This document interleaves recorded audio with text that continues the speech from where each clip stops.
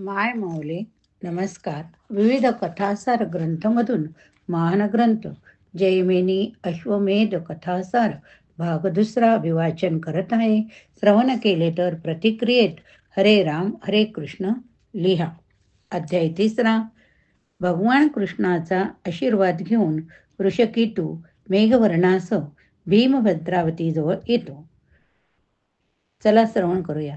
श्रीकृष्णाचे उपहासात्मक भाषण ऐकून भीमही कृष्णाची थट्टा करण्याकरिता म्हणाला, अरे मी खादाड खरा, परंतु तर बकासुरालाच मारले खरे, पण तुझ्या दाढेत चराचर सृष्टीची चटणी सुद्धा पुरत नाही, हे मला ठावे नाही काय? माझे उदर मोठे काय, पण हे ब्रह्मांड कोणाच्या उदरी आहे? अरे कृष्णा, मी निदान राक्षसने बरोबर लग्न केली, पण तुला रिसराजाची जांबुवंतीही चालली. श्री साम्राज्याची गोष्ट काढून माझ्यावरील द्रौपदीच्या दाबाला उल्लेख करून मला हिनवतोस आणि आपल्या प्रिय सत्यभामेचे हट्ट कोण पुरवतो? तुझ्या दशावताराची पुराणे गावी तेवढी थोडीच आहेत, पण त्या सर्वांचा सारांश एकच.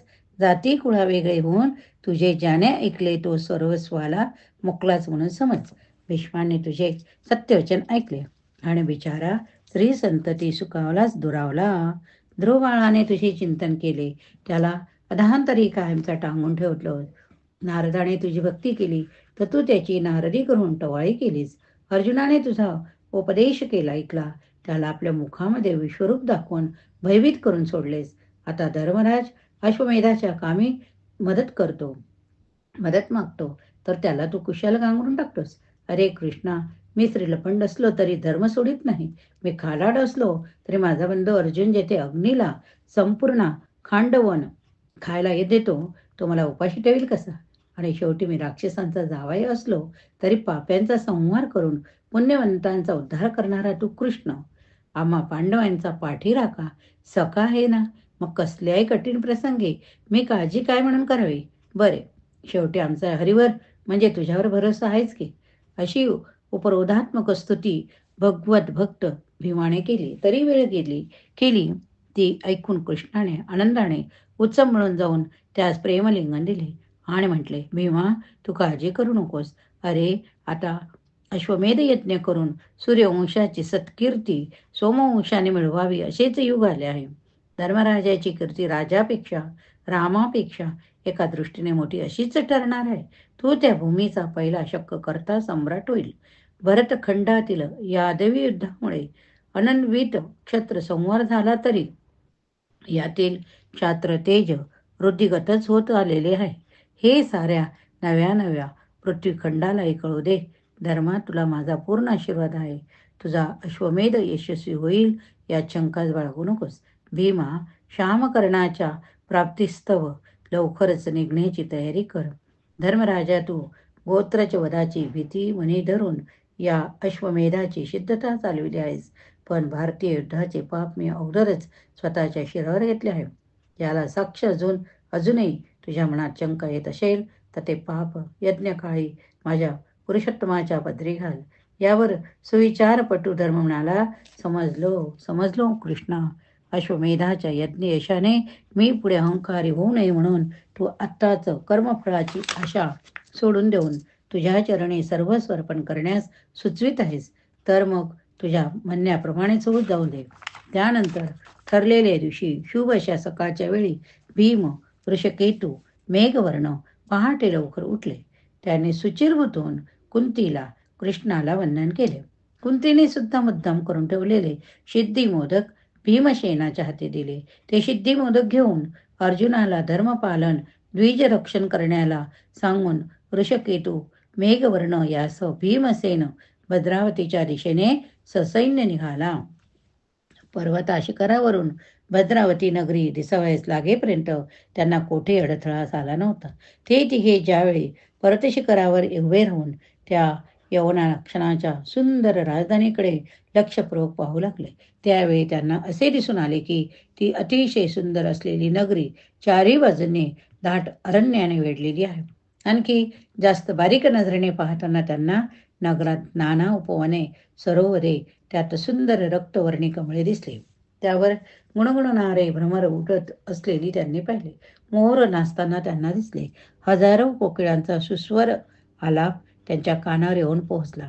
त्यांना भद्रावती शहरातील देवळांचे सुंदर सोनेरी घुमट, मठातील निशाणे, किल्ल्यांचे बुरुज, मोठमोठे यंत्रे दिसली.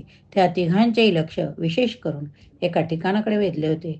ते एक आखातासारखे विस्तीर्ण सरोवर होते. त्याचे काठ शुभ्र चांदीप्रमाणे चमकत होते. आतले पाणी तर स्फटिकासारखे स्वच्छ होते.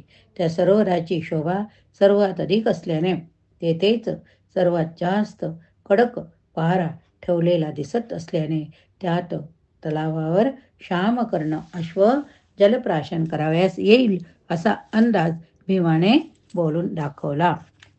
अध्याय 4. भद्रावतीच्या यवनाक्षाची युद्ध. भीमसेनाचा तर्क खरा ठरला. प्रथम भद्रावती राजाच्या गजशाळेतील काळ्या पहाडाप्रमाणे दिसणारे पण नाना रंगाने शोभायमान केलेले असे हजारो हत्ती त्या तलावावर जलप्राशनार्थ येऊन गेले. नंतर एक घटिका वेळ निघून गेल्यावर नगरीतून उंच नीलनभापर्यंत पोचणारे धुळीचे लोटच्या लोट उसळताना तिघांना तेथून सुद्धा स्पष्टपणे दिसले. त्यातून एक उंच ध्वज आकाशात फडकत असलेला त्यांनी पाहिला. त्यावरून आणि भेरी, शंख, घंटा इत्यादी वाद्य वाजवताना ऐकल्यावर स्वतः यवनाक्ष किंवा त्यांचा पुत्र यापैकी कोणीतरी त्याबरोबर येत असावा असे त्या तिघांना वाटले. लवकरच हजारो सुंदर वेगवान बलवान अश्व चाबुक स्वराच्या नियंत्रणाखाली तेथे आले.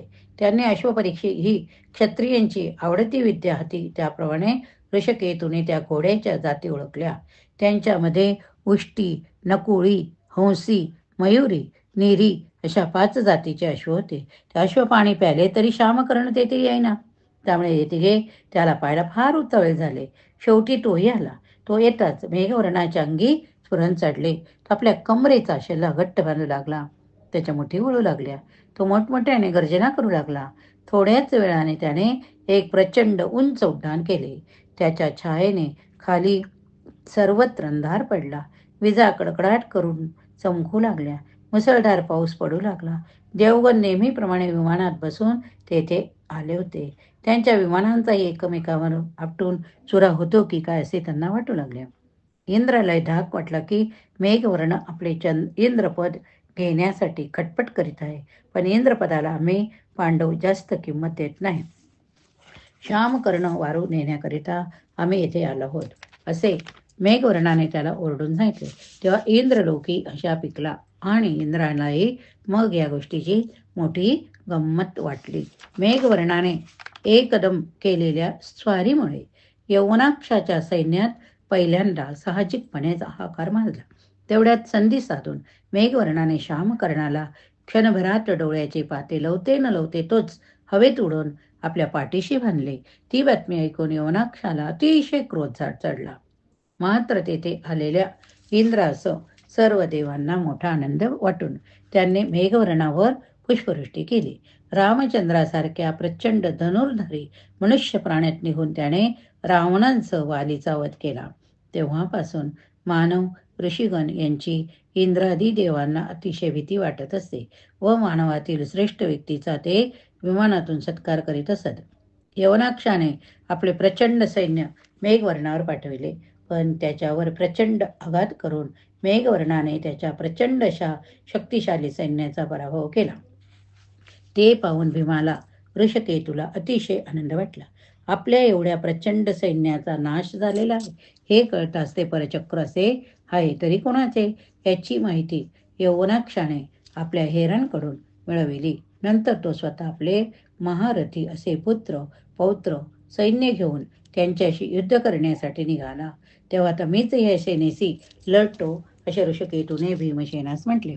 त्याची अनुज्ञा घेऊन त्याला वंदन करून यवनाक्षाशी युद्धास आरंभ केला.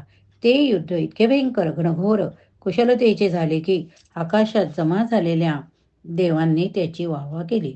एकदा मात्र लढता लढता यवनाक्षाने ऋषकेतूची इतकी भंबेरी उडवून दिली की स्वतः भीमाला त्याच्यामध्ये पडावे लागले. पण तेवढ्यावरून ऋषकेतूला राग आल्यामुळे तो फिरून युद्धक्षेत्रापासून दूरवर जाऊन युद्ध न्याहाळीत बसला. मेघवर्णाने श्यामकर्णाचे संरक्षण चालविले होतेच. मध्यंतरीच्या माघारीने किंचित चिडून ऋषकेतूने परत युद्धात उतरून शत्रू सैन्याचा एवढा प्रचंड संहार चालविला की यवनाक्षाने देखील क्षणभर युद्ध बंद केले. ऋषकेतूला म्हटले की, हे तरुण वीरा, तुझी माता पितेरी खरोखर धन्य होत, पण त्यांची नावे तर मला सांग पाहू रे.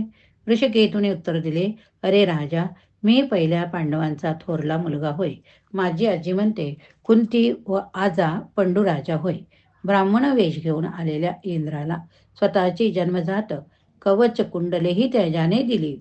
त्या तिन्ही जगात सर्वश्रेष्ठ दाता म्हणून आपल्या दातृत्वाने ज्याने अलौकिक कीर्ती मिळवली, तो प्रसिद्ध धनुर्धारी असा परशुराम शिष्य अंगदेशीचा राजा कर्ण माझा पिता. माझे नाव आहे ऋषकेतू. माझा चुलता धर्मराजाला अश्वमेध यज्ञ करायचा आहे. त्यासाठी आम्हा पांडवांना तुझा श्याम कर्ण वारू पाहिजे. तो आम्ही क्षत्रिय धर्मास योग्य अशा पराक्रमाने मिळविला आहे. आमचा पाठीराखा प्रत्यक्ष भगवान श्रीकृष्ण. आमचा यज्ञ हे धर्म कार्य आहे. म्हणून हे राजा, आता तू आम्हास मोश हो. त्याचे धैर्याचे धिटायचे वक्तृत्व पाहून यवनाक्षाला त्याची मोठी गंमत वाटली. तो त्याला म्हणाला, मुला, तू मोठ्यातील मोठा वीर आहे, पण तुझ्याजवळ रथ दिसत नाही. म्हणून मी तुझा माझा एक चांगला रथ देतो, त्यात बसून तू युद्ध कर. पायी युद्ध करून तू दमलास की.